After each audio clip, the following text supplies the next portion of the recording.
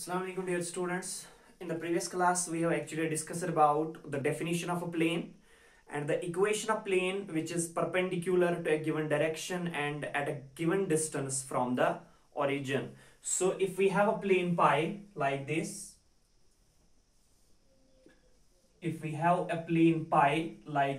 and this plane is at a distance of suppose p units from the origin,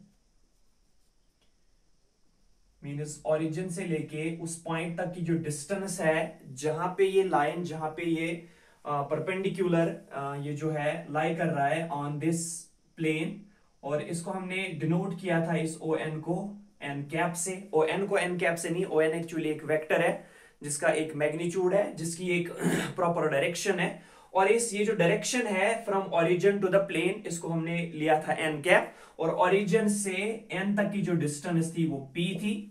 तो फिर हमने इसकी equation निकाली थी, हमने एक पॉइंट पी चूज किया था इस प्लेन पे, फिर एनपी वेक्टर बना दिया था, और ओपी वेक्टर चूंकि पॉइंट पी का पोजीशन वेक्टर है और वो पोजीशन वेक्टर जो था वो हमने डिनोट किया था स्मॉल आर वेक्टर से। So O P vector must be small R vector. फिर हमने इस प्लेन की इक्वेशन निकाली थी, तो प्लेन की equation in the form that is equation of a plane which is perpendicular to the given direction, and that given direction is represented by n cap, and it is at a distance of p units from the origin. That is, the distance from origin to the plane is p, and n cap is the direction which is perpendicular to the plane. तो इस plane की हमने equation निकाली थी vector form में, that is r vector dot n cap is equal to p. This was the vector equation of a plane which is at a distance of p units from the origin, and n cap is a unit vector which is perpendicular to the plane. और इसी equation, इसी plane की हमने Cartesian equation निकाली थी, that is क्या थी वो, lx plus my plus nz is equal to p। तो ये थी this Cartesian equation of the plane, और चूंकि इसमें l m और n इंक्लूड होते हैं, तो l m and n actually क्या है, they are the scalar components of unit vector n cap, means direction cosine of on vector। तो on vector जो हमारे पास वेक्टर है उसके डायरेक्शन कोसाइन हमने लिए थे ordered three tuple of l m and n। चूंकि on एक वेक्टर है और एक वेक्टर के डायरेक्शन कोसाइन जो होते हैं that are actually nothing but the scalar components of the unit vector। तो on वेक्टर जो है उस along unit vector है n cap, तो n cap की scalar component बनेंगे l m and n। And in that way we have calculated the equation, and that is lx plus my plus nz is equal to p, right? Hi dear students, so r vector dot n cap is equal to p is the equation of the said plane in vector form, and lx plus my plus nz is equal to p is the equation of the said plane in Cartesian form. Now we are going to deduce another equation. So this is the vector equation of that plane. Now we are going to change this vector equation. We are going to find the standard form of this vector equation. So here lies the standard form of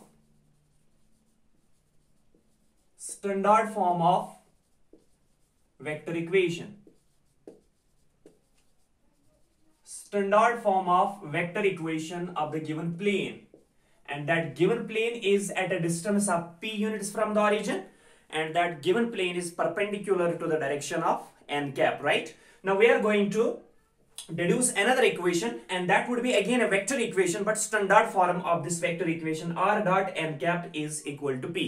r dot n cap is equal to p, ये जो equation थी इसमें हमने लिया था n cap एक unit vector है, और वही यूनिट वेक्टर इस प्लेन पे परपेंडिकुलर है। लेकिन स्टैंडर्ड इक्वेशन में हम इसे यूनिट वेक्टर नहीं बल्कि किसी वेक्टर n वेक्टर से डिनोट करेंगे, और n वेक्टर होगा instead of n cap, n vector होगा perpendicular to the plane. If या यहां पे लेट करेंगे, let the plane pi be perpendicular,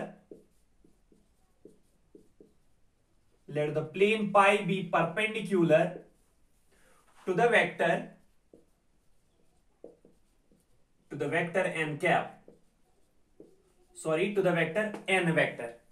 तो जनरल फॉर्म जो इसकी थी r dot n cap is equal to p, उसमें हमने n कैप लिया था unit vector which is perpendicular to the plane, लेकिन स्टैंडर्ड फॉर्म में हम क्या लेते हैं let it's not n cap, let it is vector n which is perpendicular to the plane. Therefore अगर हम n वेक्टर को देख लेंगे, and that must be equal, any vector has its magnitude as well as the direction. Its magnitude can be written as magnitude of n vector and its direction must be given by n cap, because n cap is a unit vector which is along the direction of vector n. So any vector is always equal to the magnitude plus direction. That is why vector n is equal to magnitude of n vector into n cap.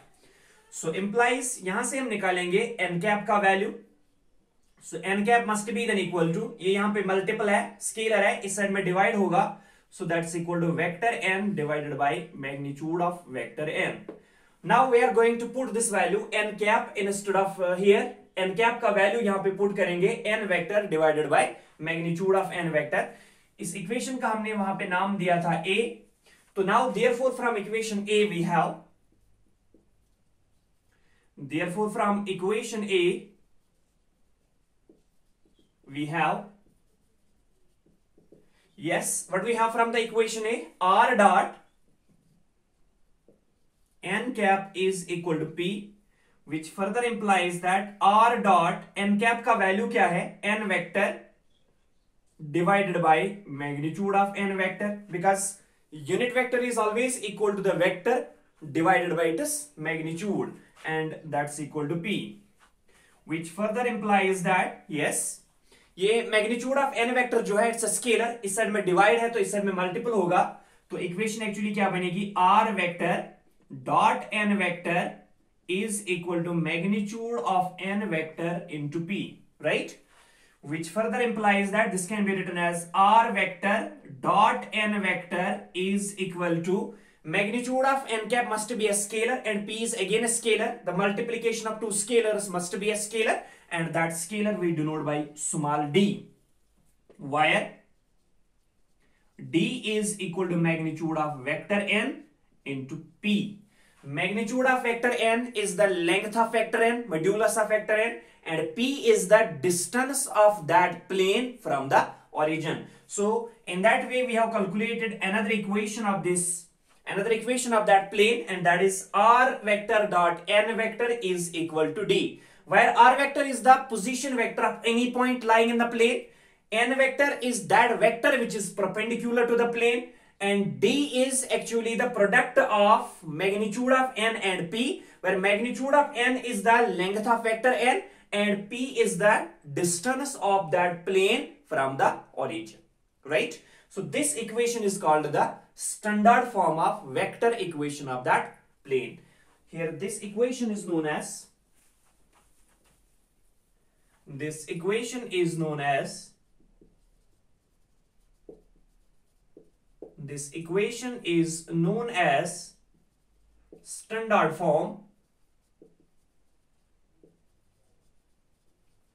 standard form of the vector equation.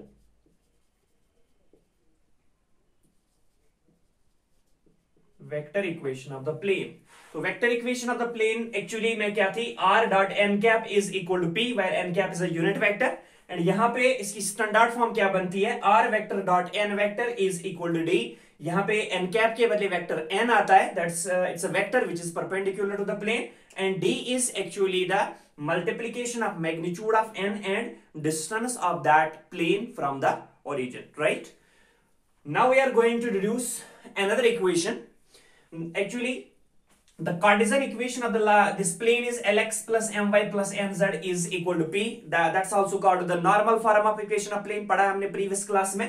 अब इसी normal form को general form में change कर देते हैं, तो निकालेंगे general form of the Cartesian equation. ये actually Cartesian equation of plane है, लेकिन हम इस कार्टेशियन इक्वेशन को जनरल इक्वेशन में कैसे रिप्रेजेंट करेंगे. Now we are going to deduce that thing, that is general form of the Cartesian equation of the same plane. So next lies another equation, and that's called general form of the Cartesian equation. General form of the Cartesian equation. Cartesian equation की general form क्या बनती है इस plane के लिए.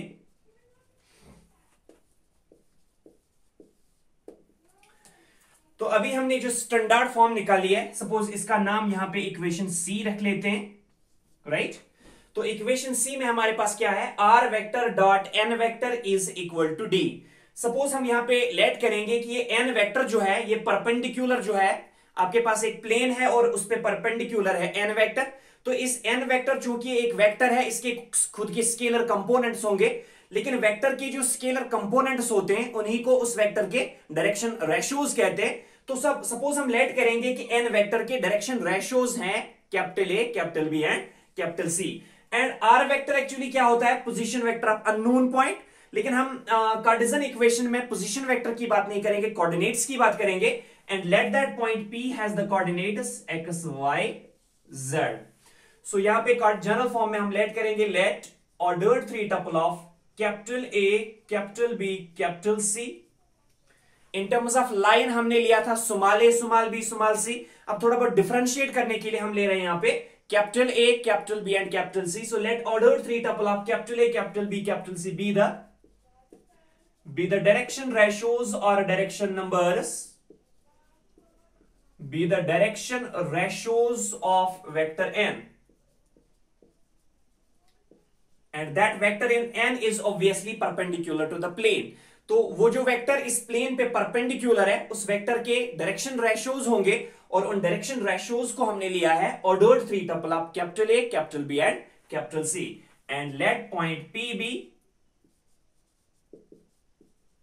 and let point P be, suppose P के coordinates होंगे no doubt unknown and we are taken that as P of x y z। therefore सबसे पहले हम कैलकुलेट करेंगे n वेक्टर को। तो n वेक्टर एक्चुअली क्या है, n वेक्टर के डायरेक्शन रेशियो हैं a, b एंड c। अगर एक वेक्टर के direction ratio a, b and c हैं तो वो वेक्टर किसके बराबर आएगा, डायरेक्शन रेशियो एक्चुअली वेक्टर के स्केलर कंपोनेंट होते। तो आपके पास स्केलर कंपोनेंट है a, b एंड c, तो वेक्टर क्या बनेगा, ai plus bj plus ck, because a, b, c are it is direction ratios, a, b, c are it is these scalar components, so vector should be of the form ai plus bj plus ck।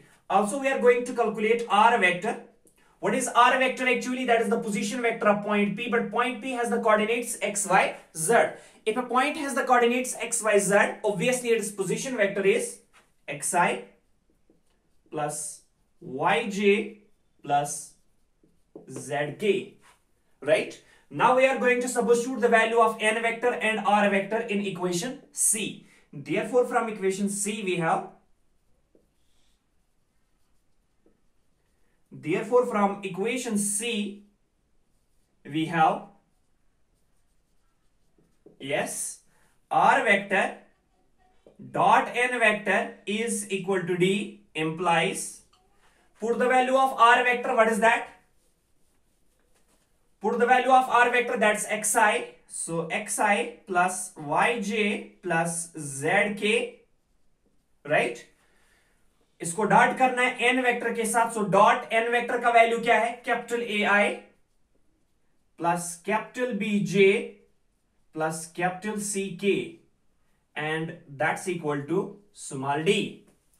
Is that clear from equation C, which further implies that this is a vector expressed in terms of the components, this is again a vector, again represented in terms of components। when two vectors are represented in terms of their components, then their dot product is directly equal to the sum of products of their corresponding scalar components। so x into A, that is ax, plus y into B, that's by, plus z into C, that is cz, और वहां पे plus D है तो इस side में minus D आएगा and that's equal to 0, right. Now capital AX positive है, capital BY ये भी पॉजिटिव है, कैपिटल CZ ये भी पॉजिटिव है। तो सपोज इसको भी पॉजिटिव बना देंगे तो कैसे, implies this can be written as AX plus BY plus CZ plus ये माइनस डी जो है इसके बदले हम सपोज डी लिखेंगे and that's equal to 0, where capital D का वैल्यू जो है that's equal to minus times D. Capital D का वैल्यू जो है that's minus D. So capital AX plus capital BY plus capital CZ plus D is equal to 0। This would be the required equation of the plane in Cartesian form, but that is known as general form of the Cartesian equation. This is known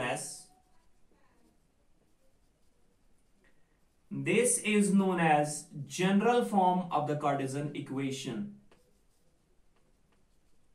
General form of the Cartesian equation. तो Cartesian equation जो आपके पास थी normal form में Lx plus M Y plus N Z is equal to P, उसकी general form अब यही यहां बन रही है क्या, ax plus B Y plus C Z plus D is equal to 0, while capital A, capital B, capital C, they are what, the direction ratios are perpendicular to the plane.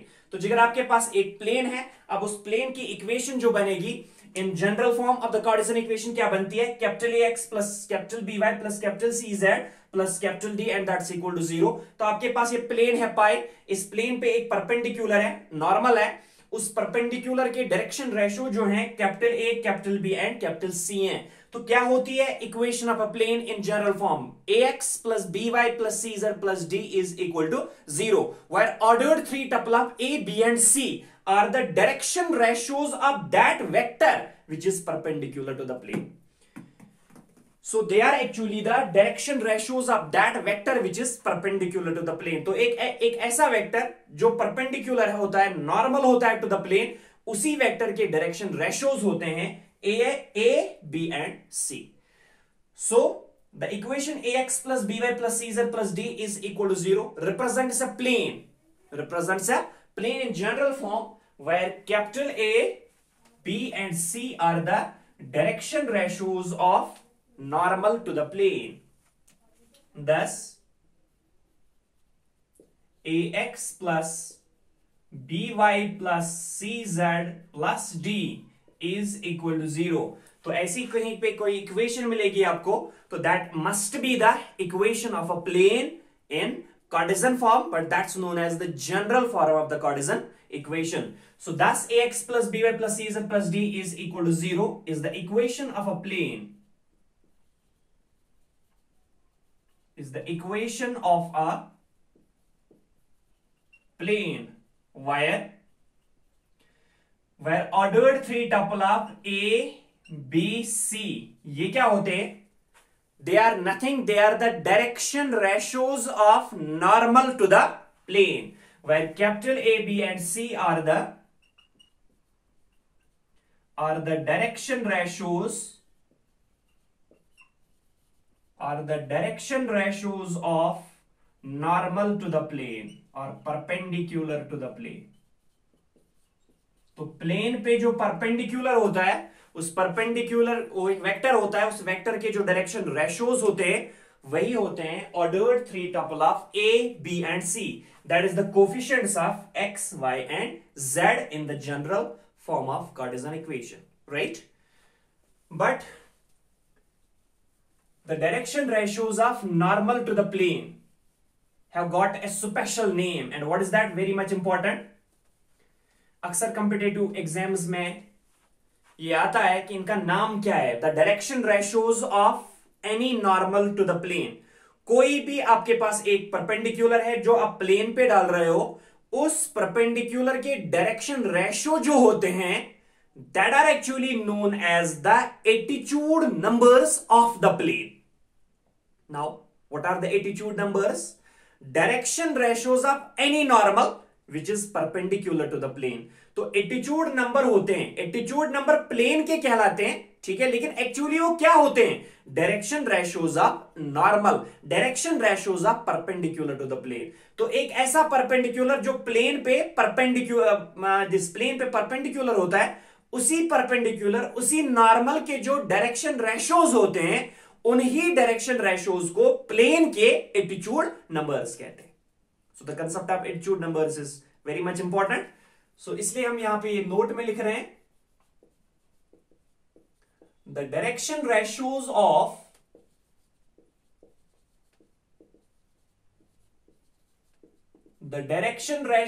of any normal, the direction ratios of any normal to the plane are known as, to the plane are known as attitude numbers are known as attitude numbers of the plane, are known as attitude numbers of the plane. So the concept of attitude numbers, no doubt it is pretty simple but very much important. तो क्या होते हैं आप attitude numbers of the plane? Direction ratios of any normal to the plane. Means अगर आपके पास एक equation है general form में ax plus by plus cz plus d is equal to 0, तो this is the equation. This equation will definitely represent a plane where this capital A ordered three tuple of capital A, capital B and capital C must be its attitude numbers. So the attitude numbers of this plane are ordered three tuple of A, B and C. But what are these attitude numbers? They are the direction ratios. They are the scalar components of any line which is perpendicular to the plane or any vector which is perpendicular to the plane or normal to the plane, right? So means if you have the equation 2x plus 3y plus 5z plus 9 is equal to 0, then we can say that this represents the equation of a plane. ये एक plane की equation होगी. इस plane के attitude numbers क्या होंगे? Ordered three tuple of 2 3 5. So ordered three tuple of 2 3 5 must be the attitude numbers of this plane and they must be the direction ratios of any normal to the plane. अगर आप कोई भी normal इस plane पे डाल रहे हो, उस नॉर्मल के जो डायरेक्शन रेशो होंगे वो होंगे 2 3 5, यानी यही 2 3 5 प्लेन के होंगे एटीट्यूड नंबर्स, राइट? तो वह कंसेप्ट क्लियर एटीट्यूड नंबर्स का. Pretty simple. The direction ratios of any normal to the plane. कोई भी नॉर्मल जो आप प्लेन पे डाल रहे हो उस नॉर्मल के डायरेक्शन रेशियो क्या होंगे? वही प्लेन के एटीट्यूड नंबर्स कहलाएंगे, right? Now we are going to discuss some important concepts regarding the above said equations. 4 equations we have deduced in this concept in this article. One was the vector equation of the plane, next one was the Cartesian equation of the plane, the third one was the standard form of the vector equation, and the fourth one was the general form of the Cartesian equation. Now we are going to discuss some important concepts regarding the concept, and that is corollary first. We are going to discuss some short results about the concept. So यहाँ पे हमें 4 equations जो मिली. एक equation है r vector dot n cap is equal to d, where r vector is the position vector of any point lying in the plane and n cap is a unit vector perpendicular to the plane and d is the distance. d यहाँ पे नहीं है, वो p हमने लिया था, and p is the distance of that plane from the origin. फिर हमने इसकी कार्टेशियन इक्वेशन निकाली, तो वो आया lx plus my plus nz is equal to p. This is actually called the normal form of equation of plane, while L, M and N are the direction cosines of vector to the plane, or we can say that these direction ratios of unit vector to the plane या scalar components of unit vector to the plane. और फिर हमने standard form निकाली, तो via r vector dot n vector is equal to d, और फिर हमने last में general form of Cartesian equation deduce कर दी, and that's capital ax plus capital by plus capital cz plus capital d, and that's equal to 0. And out of all the 4 equations this equation has got an immense importance, क्योंकि आगे जो कुछ भी हमें examples मिलेंगे या questions मिलेंगे, ज्यादा से ज्यादा जो सारे मतलब मैक्सिमम नंबर ऑफ क्वेश्चंस जो होंगे would be based upon this equation ax plus by plus cz plus d is equal to 0, the general form of Cartesian equation of a plane. Here a, b and c ordered three tuple are known as attitude numbers of this plane, or we can say that the direction ratios of any normal to the plane. Now we are going to discuss some concepts regarding the equation. So first concept here lies, that is, if two planes are parallel, if two planes are parallel,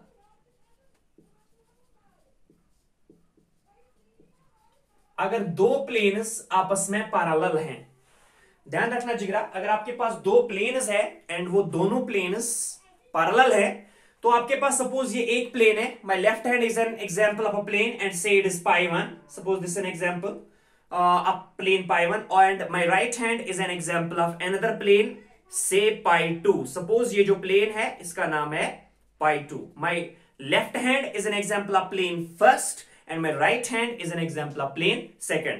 तो ये plane first जो है इसका अपना normal होगा, अपना perpendicular होगा and let that marker represent the this normal represents the perpendicular to the plane. Similarly, same is the case for the second plane π2. इसका भी अपना नॉर्मल होगा. तो ये प्लेन फर्स्ट है, इसका अपना नॉर्मल, ये प्लेन सेकंड है, इसका अपना नॉर्मल. नाउ अगर हम बात करेंगे if two planes are parallel, अगर ये प्लेन्स आपस में पैरेलल हैं, यहां पे देख लेना जिगरा, अगर ये प्लेन्स आपस में पैरेलल है, ये प्लेन फर्स्ट है, my left hand is an example of plane first, my right hand is an example of plane second. अगर ये प्लेन्स आपस में पैरेलल हैं तो ऑब्वियसली इनके नॉर्मल्स जो होंगे, इनके परपेंडिकुलर्स जो होंगे वो भी आपस में पैरेलल होंगे. तो ये वेक्टर जो होगा इसके डायरेक्शन रेशियोज जो होंगे वो कहलाएंगे π1 के एटीट्यूड नंबर्स, और जो इस वेक्टर के डायरेक्शन रेशियोज होंगे वो π2 के एटीट्यूड नंबर्स कहलाएंगे. लिहाजा ये वेक्टर्स, अगर दो प्लेन्स आपस में पैरेलल हैं तो वेक्टर्स पैरेलल हैं. जब दो वेक्टर्स आपस में पैरेलल होते हैं तो उनके डायरेक्शन रेशियोज सेम या प्रोपोर्शनल होते हैं. But the direction ratios of this vector are the attitude numbers of plane first, and the direction ratios of this vector are the attitude numbers of plane second. So means if two planes are parallel, then they have either same or proportional attitude numbers. Is that clear? अगर दो planes आपस में parallel होते हैं तो उन दो planes के attitude numbers या same होते हैं या proportional होते हैं. तो यही यहां पे डिस्कस कर लेंगे. If two planes are parallel, then they have either same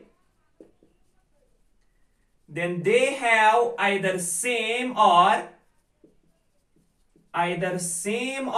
proportional attitude numbers.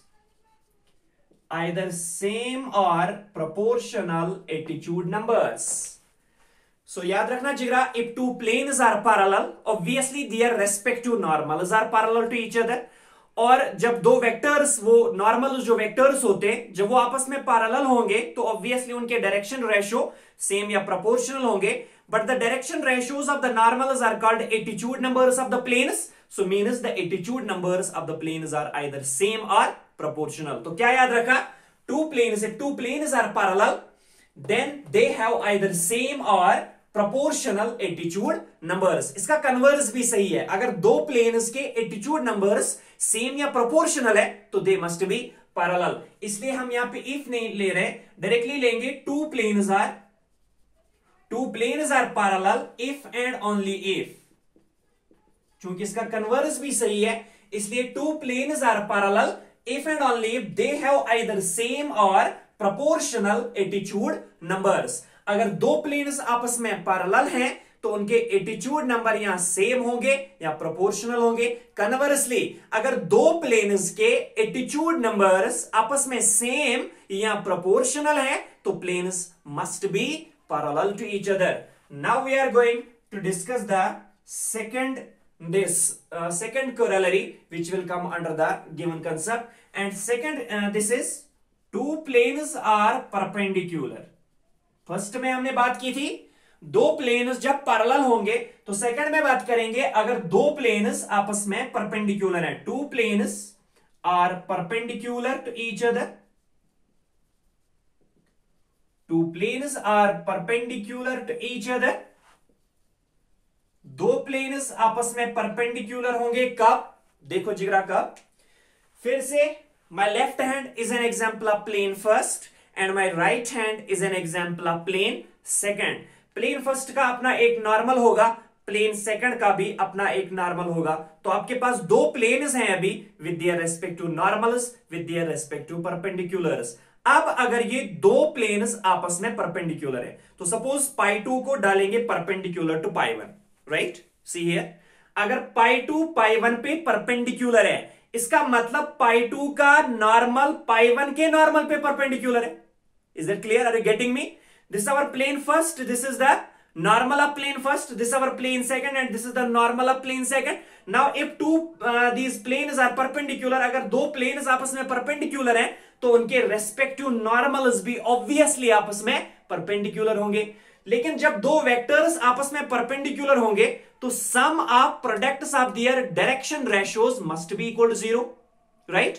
जब दो वेक्टर्स परपेंडिकुलर होते हैं तो sum of products of the direction ratios 0 के बराबर होता है. लेकिन इसके डायरेक्शन रेशियोज प्लेन फर्स्ट के एटीट्यूड नंबर्स कहलाएंगे और इसके डायरेक्शन रेशियोज प्लेन सेकंड के एटीट्यूड नंबर्स कहलाएंगे. तो we can say that if two planes are perpendicular then the sum of products of their attitude numbers must be 0. very much important. तो यहां पे mention कर देंगे, yes, two planes are perpendicular to each other if and only if the sum of products of their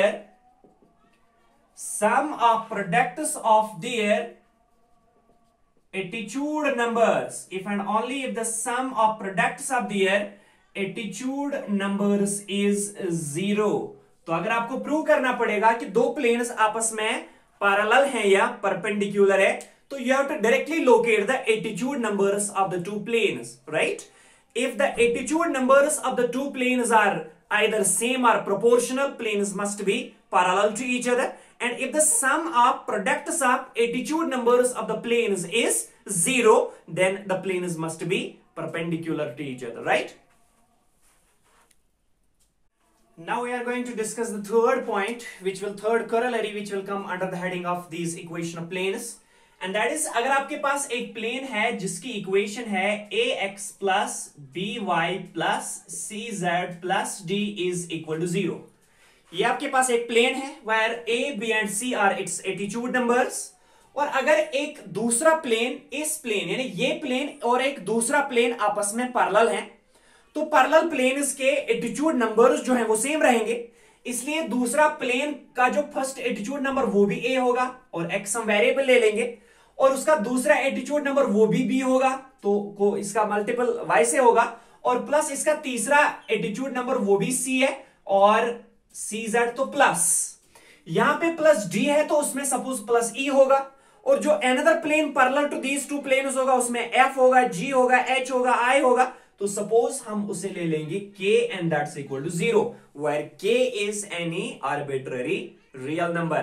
So this means that parallel planes only differ by the constant. parallel planes सिर्फ constant में different होते हैं. यानी यहां पे एक constant d है, another plane जो इसमें पैरेलल होगा उसमें कांस्टेंट सपोज k होगा. क्यों जिगरा? क्योंकि ये वाला प्लेन और ये वाला प्लेन आपस में पैरेलल हैं. जब दो प्लेन्स आपस में पैरेलल हैं, obviously they should have same attitude numbers. अगर फर्स्ट प्लेन के attitude number a, b and c हैं, तो सेकंड प्लेन के एटीट्यूड नंबर्स ऑब्वियसली होंगे a, b and c. x, y and z are the scale, they are the variables and we have to take them as x, y and z.